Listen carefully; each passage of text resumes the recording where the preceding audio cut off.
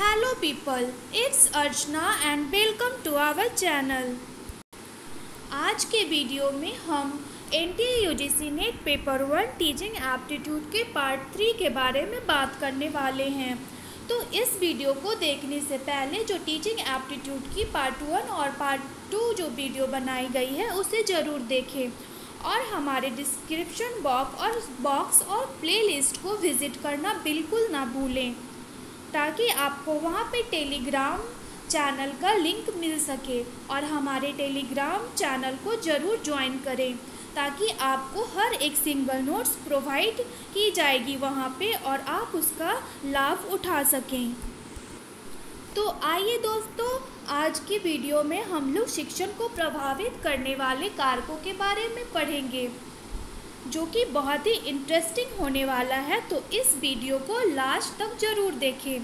तो आइए देखते हैं कि जो शिक्षण है, जो टीचिंग है, उसको कौन कौन से कारक हैं जो प्रभावित करते हैं, कौन कौन से कारक से यह शिक्षण की प्रक्रिया है वो प्रभावित होती है। सबसे पहले हम इस देखें तो एक पर्सनल फैक्टर्स होते हैं जो कि टीचिंग की प्रक्रिया को, टीचिंग की जो प्रोसेस है उसे प्रभावित करती है। इसी तरह इंटेलेक्चुअल फैक्टर्स और जो थर्ड है वो साइकोलॉजिकल फैक्टर्स है। तो ये जो तीनों फैक्टर्स है इसके अंतर्गत बहुत सारे फैक्टर्स सम्मिलित हैं और ये सारे मिलकर टीचिंग की प्रक्रिया को प्रभावित करते हैं। तो ये प्रभावित करना मीन्स क्या होता है, अगर हम देखें तो प्रभाव मतलब वो पॉजिटिव इफ़ेक्ट हो सकता है या नेगेटिव इफ़ेक्ट हो सकता है। यह नहीं है कि प्रभावित करना मतलब वो पॉजिटिवली रूप से ही प्रभावित करे, वो नेगेटिवली रूप से भी प्रभावित कर सकता है। तो हम देखते हैं कि ये तीन फैक्टर है जो टीचिंग की प्रक्रिया को कैसे प्रभावित करते हैं। अगर हम देखें तो शिक्षण को पॉजिटिवली है जो उसका पॉजिटिव प्रभाव है जो ज़्यादा ज़रूरी है।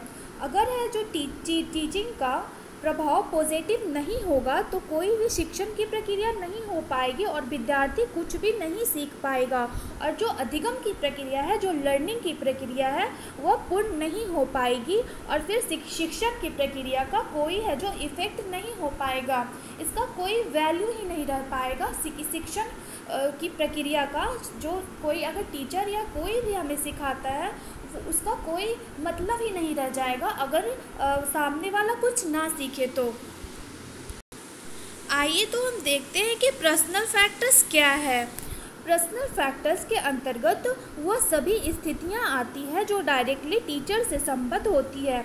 यहाँ पर किसके पर्सनल फैक्टर्स की बात की गई है, टीचर के पर्सनल फैक्टर्स की बात की गई है, क्योंकि टीचर ही वह व्यक्ति है जो कि स्टूडेंट्स को सिखाता है। फॉर्मली अगर देखा जाए तो टीचर ही वह व्यक्ति है जो कि लर्नर्स को शिक्षा देता है। तो टीचिंग की प्रक्रिया में है जो टीचर के पर्सनल फैक्टर्स की हम बात करेंगे।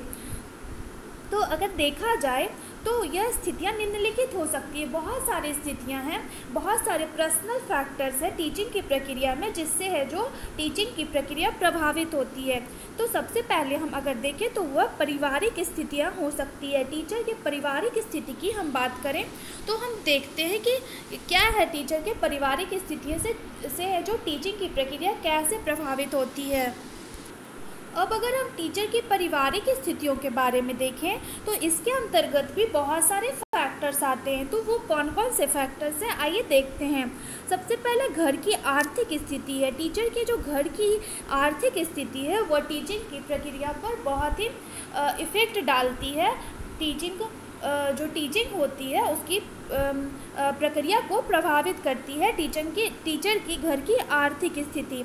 इसी तरह पति पत्नी का संबंध, टीचर जो है उसकी जो पत्नी है उसके साथ कैसा संबंध है यह भी टीचिंग की प्रक्रिया पर इफेक्ट डालती है। संतानों के प्रति दायित्व, जो टीचर के संतान है, जो उसके चिल्ड्रन है, उसके प्रति जो दायित्व होते हैं टीचर का, यह भी टीचिंग की प्रक्रिया को प्रभावित करता है। इसी तरह अगर हम देखें तो माता पिता और परिवार के साथ संबंध जो है टीचर का, जो उसके माता पिता और परिवार के साथ जो संबंध है वह भी टीचिंग की प्रक्रिया को प्रभावित करती है। इसके बाद अगर हम सेकेंड फैक्टर की बात करें पर्सनल फैक्टर्स में तो एक विद्यालय परिस्थितियाँ भी आती है। अब ये जो विद्यालय परिस्थितियाँ हैं, टीचर के जो विद्यालय परिस्थितियाँ हैं, इसके अंतर्गत भी कई फैक्टर्स आते हैं। तो देखें तो शिक्षक के शिक्षार्थियों के साथ कैसा संबंध है, यह भी टीचिंग की प्रक्रिया को इफ़ेक्ट करती है। शिक्षक के अपने साथियों के साथ कैसा संबंध है, जो टीचर है उसके कोई कलीग्स भी हो सकते हैं ना, एक टीचर अकेला तो नहीं कोई इंस्टीट्यूट में पढ़ाता, बल्कि बहुत सारे उसके साथी दोस्त भी होते हैं और भी टीचर उसके साथ काम करते हैं। तो उसके साथ कोई टीचर का कैसा संबंध है, यह भी टीचिंग की प्रक्रिया को प्रभावित करता है।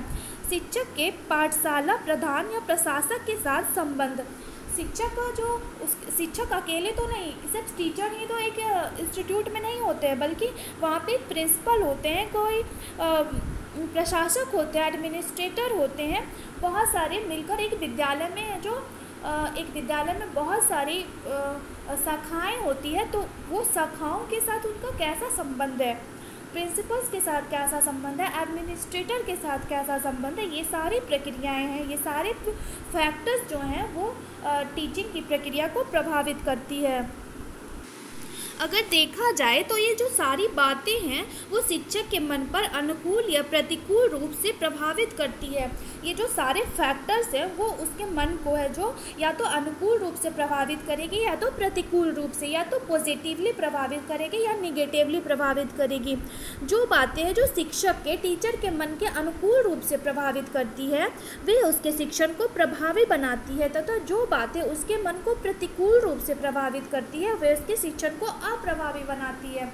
यहाँ पे क्या कहा जा रहा है कि जो बातें, इन बातों में उसके घर की अगर आर्थिक स्थिति के बारे में देखें तो अगर उसका आर्थिक स्थिति अच्छा है तो टीचर का मन भी है जो पॉजिटिव होगा और इससे जो टीचिंग भी पॉजिटिव होगी।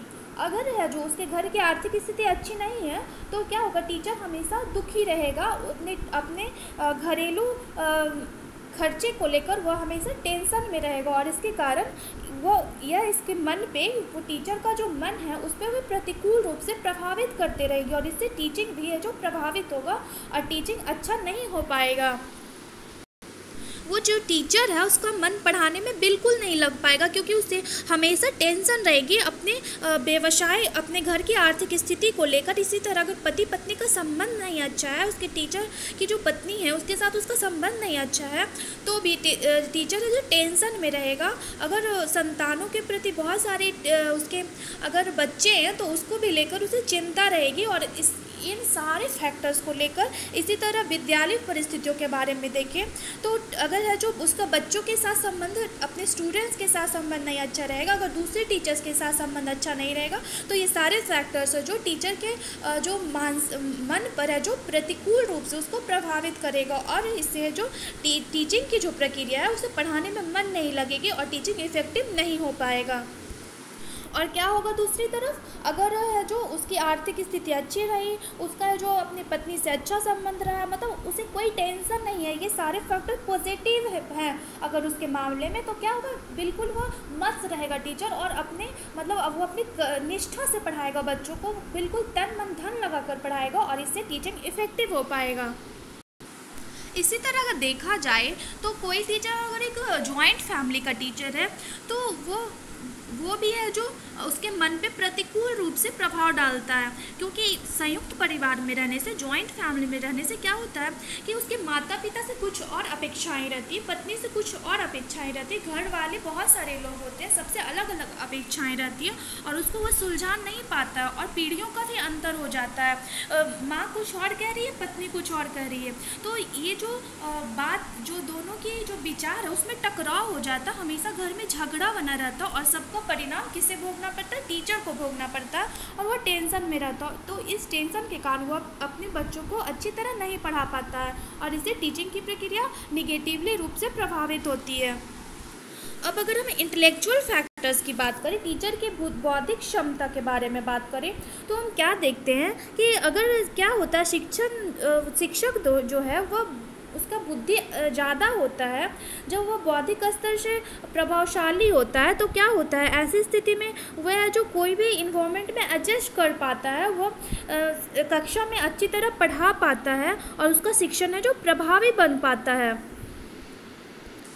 वो बौद्धिक रूप से जब शक्तिशाली होगा तो अपने हर स्टूडेंट्स के जिज्ञासाओं को शांत कर पाएगा, वो मैनिपुलेट कर पाएगा, कक्षा को अपने अनुसार वो ढाल पाएगा। तो अगर कोई टीचर बौद्धिक रूप से प्रभावशाली नहीं होगा तो क्या होगा, ऐसी स्थिति में वह उससे भी है जो टीचिंग की प्रक्रिया प्रभावित होगी निगेटिवली रूप से। और अगर कोई टीचर है जो बौद्धिक रूप से तीव्र होगा तो क्या होगा, वो परिस्थिति में, वो जो कक्षा की परिस्थिति है उसमें अच्छे तरह से वो एडजस्ट हो जाएगा और वो सारे प्रॉब्लम्स को अच्छे से निपटा पाएगा। इस तरह से हम क्या देखते हैं कि टीचर बौद्धिक दृष्टि से जितना ही प्रखर होगा उसका शिक्षण सामान्यतः उतना ही अधिक प्रभावकारी होगा। अतः यदि टीचर प्रखर बुद्धि का हो तो क्या होता है, हम देखते हैं शिक्षार्थियों की शैक्षिक समस्याओं का समाधान उसी समय कर सकेगा। जो शिक्षार्थी हैं, जो लर्नर्स हैं, उसकी जो समस्याएं, उसके प्रॉब्लम्स हैं, उसका समाधान वो तुरंत ही कर देगा अगर वो बौद्धिक रूप से शक्तिशाली हो, अगर वो तीव्र बुद्धि का हो।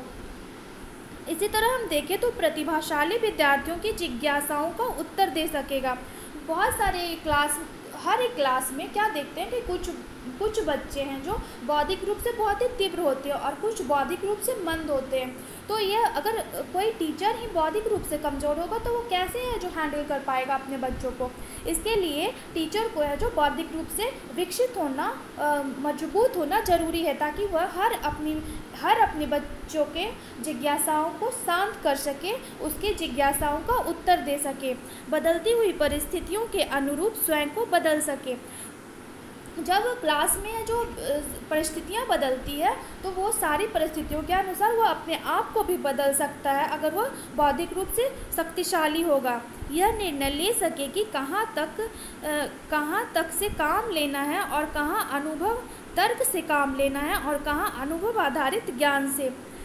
अगर शिक्षक बौद्धिक रूप से मजबूत होगा तो वो तर्क का सहारा कहाँ पर करे, कहाँ पर वो अपने पास्ट एक्सपीरियंस का सहारा करे, यह सारी बातों को वो समझ पाएगा।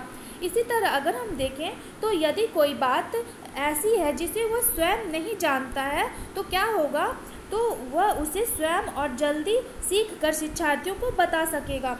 बहुत सारी परिस्थितियाँ ऐसी भी होती है कि स्टूडेंट्स हैं जो टीचर से कुछ ऐसे प्रश्न कर देते हैं जिसे टीचर नहीं जानता है। तो अगर टीचर बौद्धिक रूप से मजबूत होगा तो वो क्या कर पाएगा, वह स्वयं है जो वो जो क्वेश्चन है उसे वो उस समय वो उसकी जिज्ञासा को शांत करने के लिए क्या करेगा, वो जल्दी से उस प्रश्न का आंसर को सीख लेगा और उसकी अपने बच्चों की जिज्ञासाओं को शांत कर पाएगा आंसर देके। यह निर्णय ले सकेगा कि कौन सी विधि और कौन सी शिक्षण सामग्री अधिक उपयुक्त रहेगी, कौन सी विधि को अपनाएं तो शिक्षण इफेक्टिव होगा और कौन सी शिक्षण सामग्री को अपनाएं तो शिक्षण इफेक्टिव होगा। किसी पाठ की गहराई में वही शिक्षक जा सकेगा जो बौद्धिक दृष्टि से प्रखर हो। पाठ है जो बहुत ब्रॉड होता है, कोई एक्सरसाइज को देखे तो बहुत ही ब्रॉड होता है। तो अगर शिक्षक है जो बौद्धिक रूप से तीव्र होगा तो वो समझ पाएगा कि कहाँ पर क्या बताना है विद्यार्थियों को, जिससे जो विद्यार्थी समझ सकें पाठ को।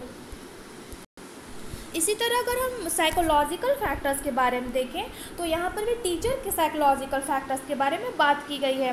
तो इसके अंतर्गत भी बहुत सारे फैक्टर्स हैं। तो इसके अंतर्गत एप्टीट्यूड है, इंटरेस्ट हैं, एटीट्यूड्स हैं, इंस्टिंक्ट्स हैं, रिफ्लेक्स एक्शंस हैं और कॉम्प्लेक्सेस हैं।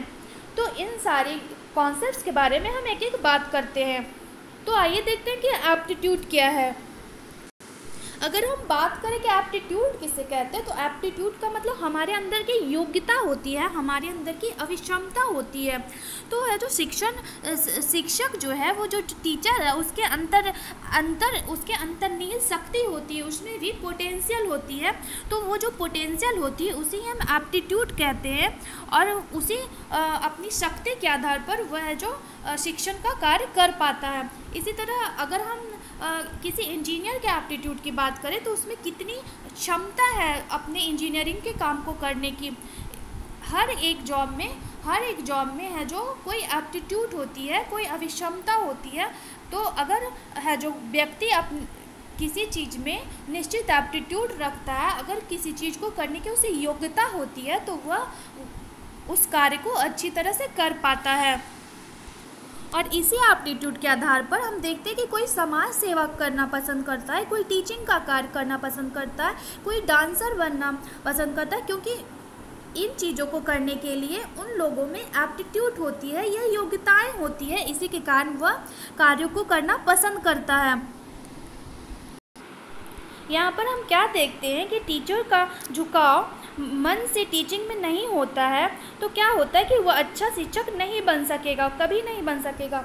उसका मतलब एक टीचर को टीचर बनने के लिए उसे टीचिंग का पैशन होना चाहिए, उसे इंटरेस्ट होना चाहिए टीचिंग में, तभी वह एक अच्छा शिक्षक बन सकेगा। कभी कभी हम देखते हैं कि क्या होता है कि कोई व्यक्ति, कोई जो शिक्षक होता है वह अब से पैसा कमाने के लिए टीचिंग के क्षेत्र में चला जाता, तो वैसे स्थिति में वह टीचिंग की प्रक्रिया को अच्छी तरह नहीं कर पाता। ऐसी स्थिति में टीचिंग इफेक्टिव नहीं हो पाता है। यहाँ पर भी हम देखते हैं कि इसकी दूसरी ओर जिस शिक्षक का झुकाव मन से अध्यापन की ओर हो, वह यदि अच्छा शिक्षक नहीं है तो प्रयास करने पर वह अच्छा शिक्षक बन सकता है। यहाँ पर क्या कहा जा रहा है कि अगर कोई व्यक्ति है, उसका झुकाव है जो टीचिंग की ओर हो, वह उसका इंटरेस्ट हो टीचिंग की ओर, और अगर वह अच्छा शिक्षक नहीं भी है तो अगर वह मेहनत करता है तो क्या होता है, वह एक अच्छा टीचर बन सकता है। इसी तरह हम अगर इंटरेस्ट की बात करें, टीचर के इंटरेस्ट की बात करें, तो इंटरेस्ट क्या है? इंटरेस्ट क्या है? किसी चीज़ के प्रति लगन, कोई चीज़ करने की इच्छा को हम इंटरेस्ट कहते हैं। तो टीचर कितना ही बुद्धिमान और अभिक्षमता वाला क्यों ना हो, उसकी यदि पढ़ाने में रुचि नहीं है तो वह कक्षा में शारीरिक रूप से तो चला जाए लेकिन पढ़ा नहीं पाएगा। यहाँ पर क्या कहा जा रहा है कि इंटरेस्ट का होना, टीचिंग के लिए इंटरेस्ट का होना बहुत ही ज़रूरी है, तभी है जो टीचिंग की प्रक्रिया इफेक्टिव हो पाएगी। अब हम देखते हैं कि टीचर के एटीट्यूड के बारे में। एटीट्यूड कैसे है जो टीचिंग की प्रक्रिया को प्रभावित करती है, तो इसे समझने से पहले हम यह देख लें कि एटीट्यूड किसे कहते हैं। एटीट्यूड हमारे मन की एक मानसिक छवि होती है, हमारे मेंटल इमेज को किसी चीज़ के प्रति हमारी क्या अभिधारणा है, उस चीज़ को करने में हमें पॉजिटिव एटीट्यूड है या निगेटिव एटीट्यूड है, इसे ही हम एटीट्यूड कहते हैं। अगर देखा जाए तो हमारी जो इंटरेस्ट है उसी का एक प्रगाढ़ रूप है, जो उसे ही हम एटीट्यूड कहते हैं। हमारे जो कोई कार्य करने में जो रुचि है उसी से हमारी एटीट्यूड बनती है।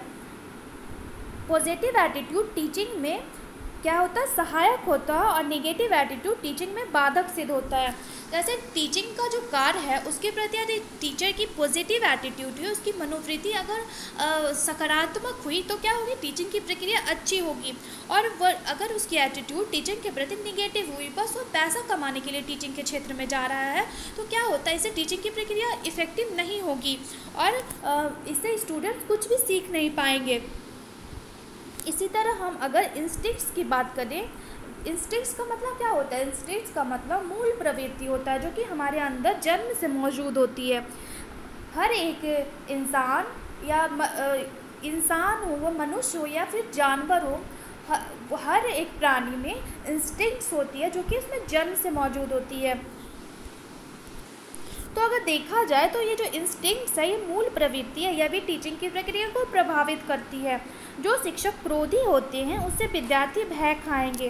क्या कहा जा रहा है, इंस्टिंक्ट्स भी दो प्रकार के होते हैं, एक पॉजिटिव इंस्टिंक्ट्स होती है और एक नेगेटिव इंस्टिंक्ट्स होती है।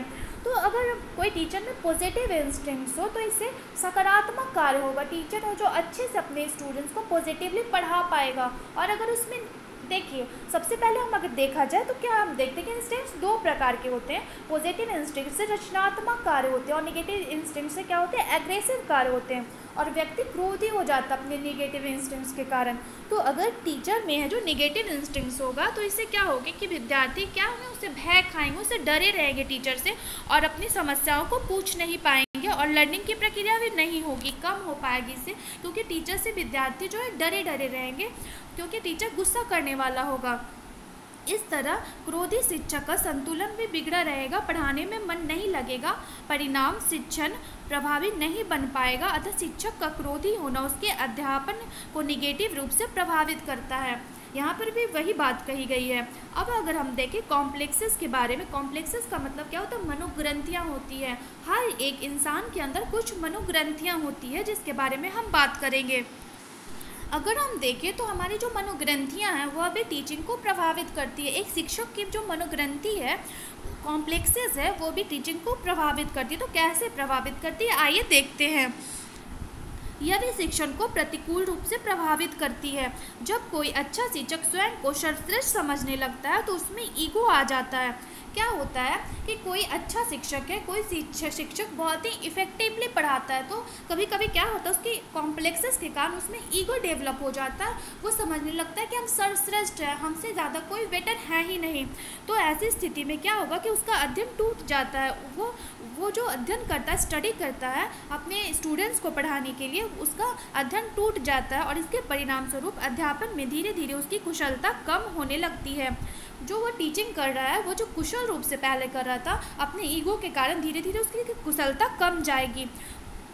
और जो वो पहले अर्जित की थी, जो वो कुशलता है जो पहले अर्जित किया था उन्होंने, टीचर ने, वो उसकी कुशलता कम जाएगी।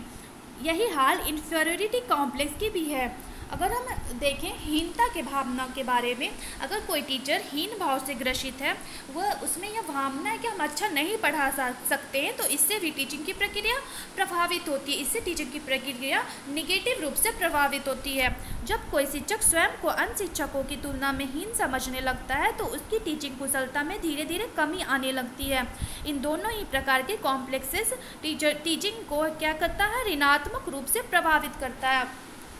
ये अगर कोई टीचर अपने आप को बहुत ही सुपीरियर समझ रहा है, अगर कोई टीचर अपने आप को बहुत ही इन्फीरियर समझ रहा है, तो दोनों जो परिस्थितियां हैं, दोनों ही परिस्थितियां हैं जो टीचिंग की प्रक्रिया को नकारात्मक रूप से ही प्रभावित करेगी। क्योंकि दोनों ही परिस्थितियों में क्या हो रहा है? टीचिंग की प्रक्रिया इफेक्ट हो रही है, यहाँ पे प्रभावित हो रही है निगेटिवली रूप से। इस तरह से हमने क्या देखा, यहाँ पर हमने शिक्षण को प्रभावित करने वाले 3 फैक्टर्स के बारे में बात की। यहाँ पे कौन कौन से फैक्टर्स के बारे में बात की? सबसे पहले हम लोगों ने पर्सनल फैक्टर्स के बारे में बात की, उसके बाद हम लोगों ने इंटेलेक्चुअल फैक्टर्स के बारे में बात की, उसके बाद हम लोगों ने साइकोलॉजिकल फैक्टर्स के बारे में बात की, और इसके अंतर्गत भी हम लोगों ने कई फैक्टर्स के बारे में बात की। तो आई होप यह वीडियो आप लोगों को समझ में आई होगी, टीचिंग के सारे फैक्टर्स आप लोगों को समझ में आई होगी। So thank you for watching. To learn more we will provide you more videos ahead. Thank you very much.